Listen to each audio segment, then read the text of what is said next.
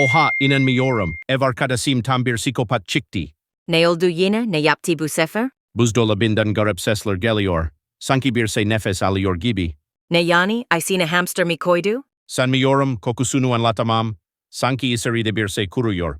Aman Allah'ım, aktın mi kapagini? Aktım bir kutu var. Üzerinde kanim yazıyor. Korkudan dokunamadım. Kanim mi? Bens ay sinde sinet gesiren bir kedi var? Ya birisi orada mı? Bens bu bir sinayet. Sakin ol, oil olsa duramazdın akonu hadi. Tamam elimde eldiven var şimdi. Asıyorum. Evet, ne var isinde? Bir tursu. Ne, sadese torsu mu? Evet bir tursu kavanozu. Kokusu da kavanozdan geliyor. Kok olgunlaşmış.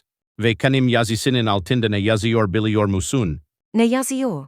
Yeni videolar isana bone o like it.